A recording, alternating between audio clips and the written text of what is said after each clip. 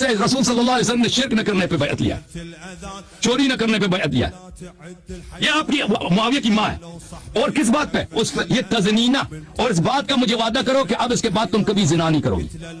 یہ رسول اللہ صلی اللہ علیہ وسلم نے معاویہ کی ماں سے بیعت لیا. اگر تمہارا یہی موقف ہے کہ اس سے یہ ثابت ہو جاتا ہے کہ وہ پہلے زانیہ تھی، اس لیے حضور نے یہ فرمایا کہ زنا مت کرنا، تو پھر تم جاؤ وہ حدیث مبارکہ کہ جو تم بڑے وصوف سے بیان کرتے ہو کہ بھئی اہل سنت کی حدیث کتابوں میں یہ حدیث موجود ہے، یا ہمارے پاس بھی حدیث مبارکہ موجود ہے کہ حجۃ الوداع کے موقع پر نبی کریم صلی اللہ علیہ وسلم نے جو ارشاد فرمایا تھا کہ میں تمہارے درمیان دو چیزوں کو چھوڑ کے جا رہا ہوں، ایک قرآن ہے اور اہل بیت ہے. اس حدیث کو آپ تسلیم کرتے ہیں اور وثوق سے آپ اپنی عوام میں بیان کرتے ہیں کہ اہل سنت کی کتابوں میں موجود ہے، ہماری کتابوں میں موجود ہے. تو اب اسی حدیث کو میں آپ کے سامنے پڑھ رہا ہوں، جامع ترمذی کی حدیث مبارکہ حدیث نمبر 616. نبی کریم جب یہ خطبہ دے رہے تھے تو حضور نے چند جملے ارشاد فرمائے اور فرمایا فقال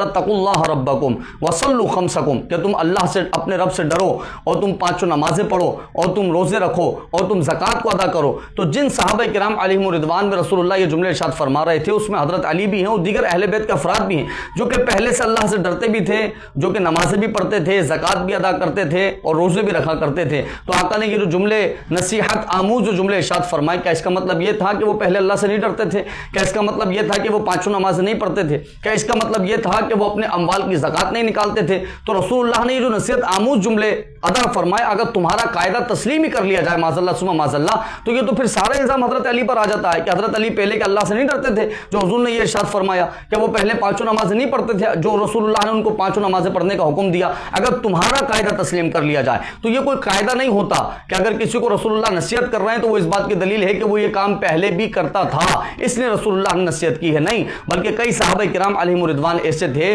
اہل بیت ایسے تھے، حضرت علی المرتضیٰ ایسے تھے کہ جو پانچوں وقت کی نماز کے پابند تھے، اللہ سے بھی ڈرا کرتے تھے، اپنے مال کی زکوٰۃ بھی دیا کرتے تھے، لیکن حجۃ الوداع کے موقع پر رسول اللہ نے پھر بھی ان کو نصیحت آموز جملے ادا فرمائے. تو تمہارا یہ قاعدہ اگر تسلیم کر لیا جائے تو پھر بہت سارے الزامات اہل بیت پر آ جاتے ہیں، بہت ساری باتیں حضرت علی المرتضیٰ رضی اللہ تعالیٰ عنہ پر آ جاتی ہے. اب آ جائے اصل عبارت کی طرف کہ جس عبارت کو اس نے دلیل بنایا اور کہا کہ رسول اللہ نے یہ جملہ ارشاد فرمایا، اس کو آدھی عبارت اس نے پڑھ کے سنائی ہے، پوری عبارت پیش نہیں کی. میں پوری عبارت آپ کے سامنے رکھ رہا ہوں، یہ تفسیر خازن ہے، یہ عبارت دیکھ لیجئے صفحہ نمبر 180 پر عبارت موجود ہے کہ جب رسول اللہ بیعت لے رہے تھے تو حضور نے یہ جملہ ارشاد فرمایا کہ شرک نہیں کرنا، چوری نہیں کرنا، زنا نہیں کرنا. جیسے ہی رسول اللہ نے یہ جملہ ارشاد فرمایا حضرت ہند بنت عتبہ رضی اللہ تعالیٰ عنہا سے کہ زنا نہیں کرنا، تو اس کے جواب میں حضرت ہند رضی اللہ تعالیٰ عنہا نے ارشاد فرمایا یا رسول اللہ کیا کوئی آزاد عورت بھی زنا کر سکتی ہے؟ اس کا مطلب کیا ہے کہ اس زمانے کے اندر یہ ریت و رواج تھا کہ کفار جو ہے اپنی باندیوں کے ذریعے زنا کرواتے تھے، معاذ اللہ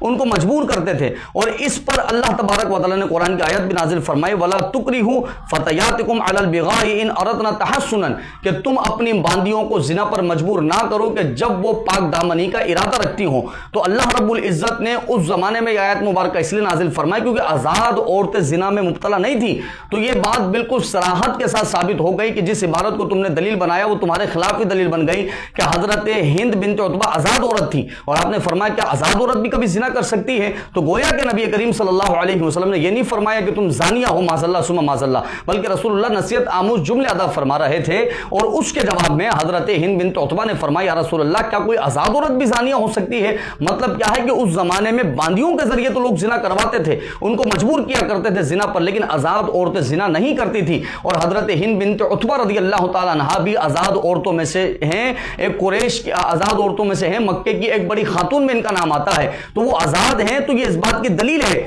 کہ وہ زانیہ نہیں ہو سکتی. تم نے زبردستی معاذ اللہ عبارت کو موڑ توڑ کر آدھی عبارت پیش کر